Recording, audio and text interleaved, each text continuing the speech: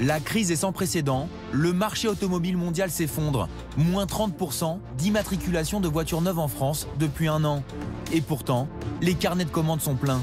On va se retrouver à la fin de l'année au-dessous de 1 800 000 véhicules, ce qu'on n'a jamais vu depuis la crise de 2009. Cette chute historique s'explique par une raison, la pénurie de semi-conducteurs, ces puces indispensables au fonctionnement des systèmes électroniques omniprésents dans les voitures. Conséquence, les constructeurs comme Renault, Stellantis ou Toyota ont fermé des usines. Résultat, les délais s'allongent, des options sont abandonnées ou installées plus tard et le marché de l'occasion explose. Et voici concrètement une plaque de semi-conducteur avec plusieurs puces électroniques. Et tout cet ensemble sert à faire fonctionner l'appel d'urgence en cas d'accident. Alors imaginez, pour faire fonctionner cet écran tactile, le tableau de bord analogique, les clignotants et même les fenêtres électriques, eh bien il faut près de 1500 composants pour fabriquer cette Toyota Yaris. Parce que le semi-conducteur, c'est tout simplement ce qui permet de contrôler et d'orienter le courant électrique.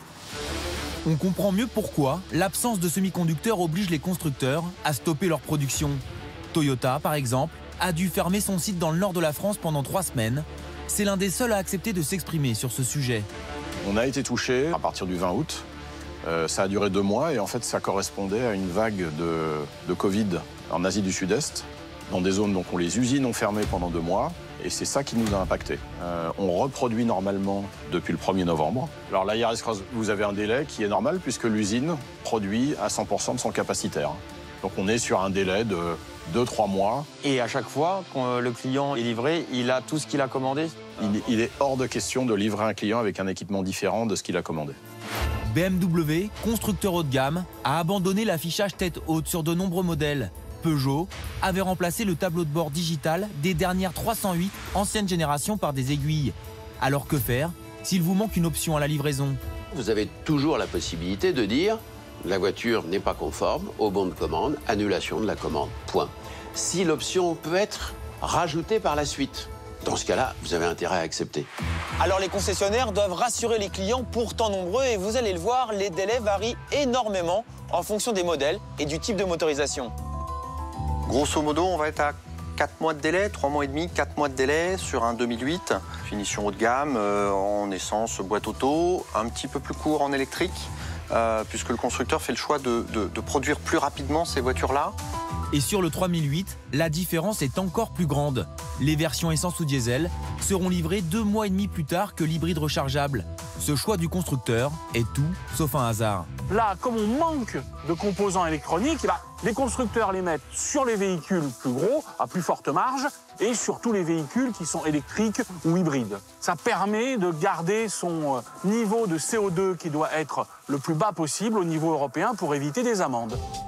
Alors si vous voulez vraiment une voiture disponible immédiatement, la solution la plus efficace, c'est l'occasion. Oui, le marché de l'occasion se porte très bien. Cette année, on va peut-être passer les 6 millions de ventes de voitures d'occasion. Ce serait un niveau tout à fait historique. Mais problème, qui dit moins de voitures neuves vendues, dit moins de voitures d'occasion disponibles. On commence à être dans une situation de pénurie de véhicules d'occasion. Conséquence qu'on constate sur le marché, c'est que les prix commencent à monter sur les véhicules d'occasion. Une hausse des prix comprise entre 5 et 10%.